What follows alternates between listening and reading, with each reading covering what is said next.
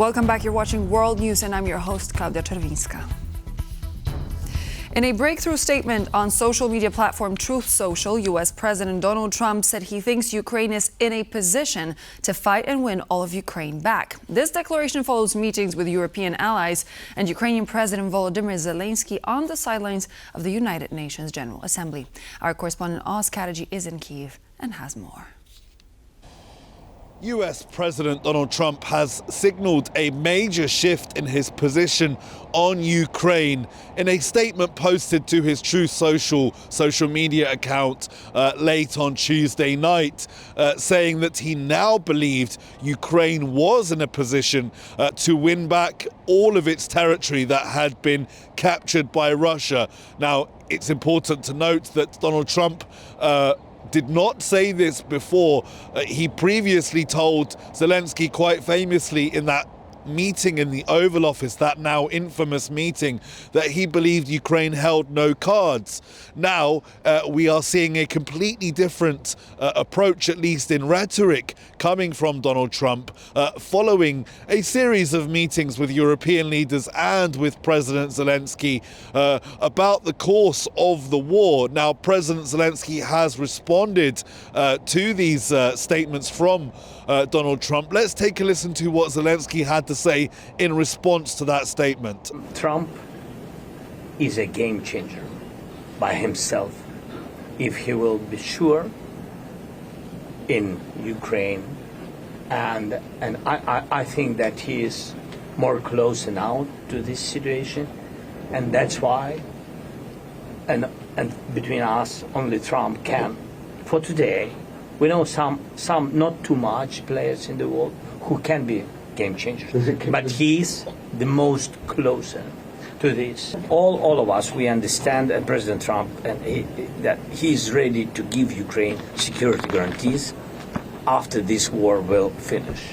So Kiev certainly sounds encouraged by these words coming from Donald Trump. The big thing that Kiev is going to be looking for is whether this signals any significant change in policy. That statement released by Donald Trump did say that he would continue supplying weapons to NATO members. It didn't suggest that there was going to be new military aid packages released to Ukraine issued by the Trump administration. Now, we also heard from the US Secretary of State Marco Rubio saying that Donald Trump does not have infinite patience with Russia and that sanctions may still be on the cards soon. So this is certainly going to be an interesting development that we need to watch in the next few days and weeks. The big thing, again, that Kyiv is going to be looking for is whether this change in rhetoric from Trump now signals a change in policy. There are many things Ukraine is looking for from the United States, from Washington: further sanctions on Russia, sanctions on countries still buying Russian oil, but also significant amounts of military support are needed, not just for Ukraine, particularly in the field of air defense, but also in the field of security guarantees for any potential future arrangements, security arrangements made with Europe about trying to end the war here in Ukraine. It's Oz Kataji reporting from Kyiv for TVP World. While in New York for the UN's General Assembly meeting, Czech President Petr Pavel said he would be cautious about expecting Ukraine to quickly regain all occupied territories.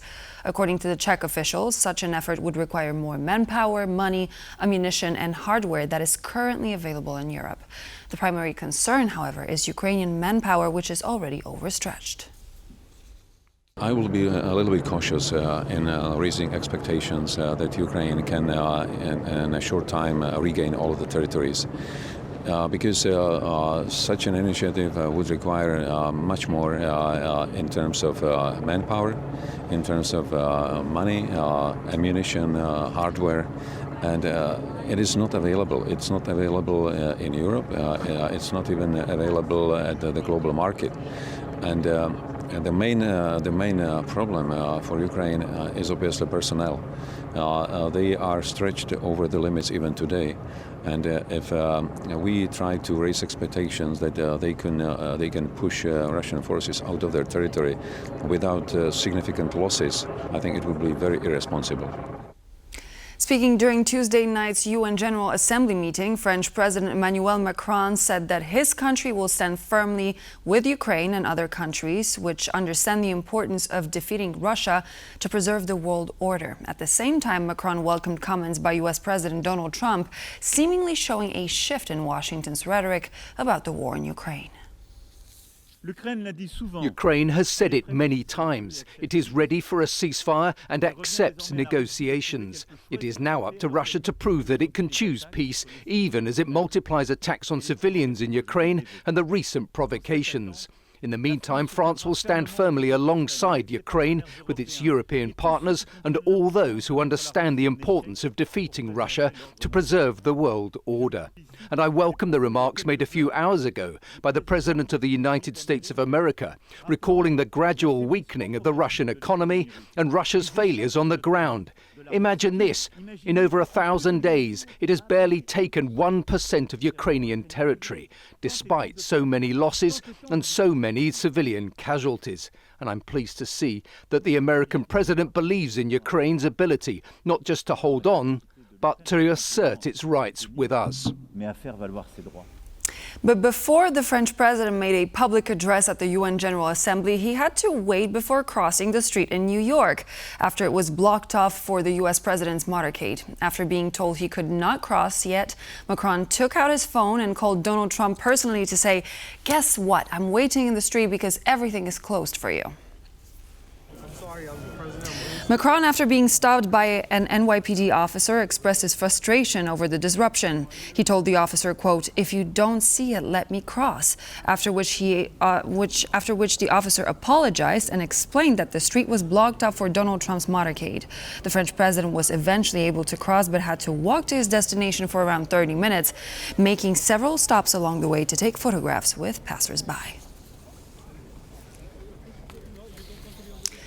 It's good news that U.S. President Donald Trump said Hungarian Prime Minister Viktor Orbán might end oil imports, Polish Deputy Technology Minister Michał Baranowski said in an interview with TVP World News tonight.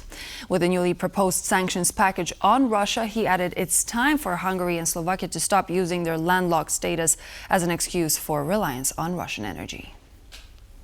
It's a very clear message from the President of the United States to his close political ally. And I think this message must be heard loud and clear in Budapest. It's a message that also comes very clearly to Budapest from across European capitals. I'm confident that also Hungary will join the fold when it comes to this package. Let's just point to geographic considerations. Slovakia and Hungary are not the only landlocked countries.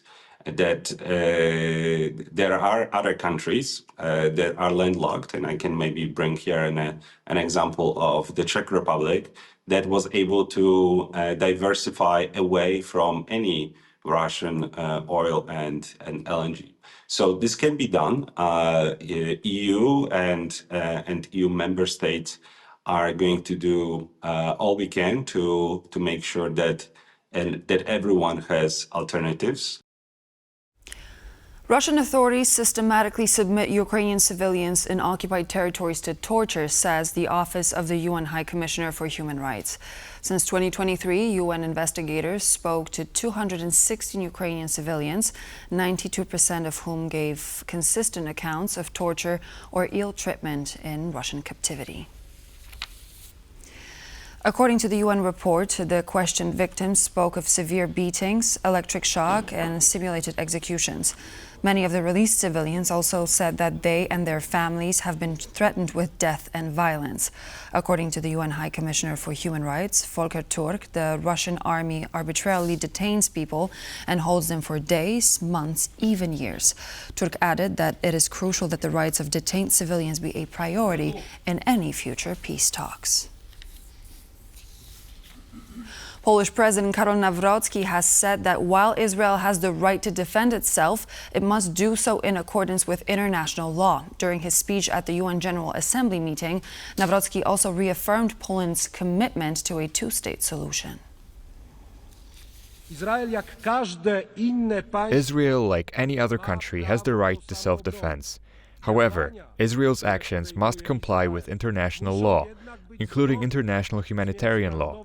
Poland consistently advocates a two-state solution to the conflict in the Middle East, in such a way as to give both Palestinians and Israelis the right to live in peace and security. Poland consistently supports international efforts to improve the situation in the Middle East and thus calls on the UN to take action. The Global Sumud Flotilla, a civilian maritime mission carrying humanitarian aid to Gaza, reported a series of drone attacks and explosions overnight on Tuesday. Rafał Piotrowski of the Polish delegation in the flotilla has since confirmed that all Polish crew members are safe. Activists reported at least 13 explosions and widespread communication blackouts across the fleet. The flotilla, which set sail from Barcelona with 51 vessels, including participants like Greta Thunberg, is attempting to break Israel's blockade and deliver aid to Gaza. Organizers say drones dropped unidentified objects, some containing chemical substances, on at least 10 boats. Israel has vowed to block the flotilla, accusing it of ties to Hamas, claims the organizers strongly deny. And so this would be all the latest news for now. Thank you very much for joining me. I'm Klaudia Czerwińska, and I hope to see you back here on TVP World in just a moment.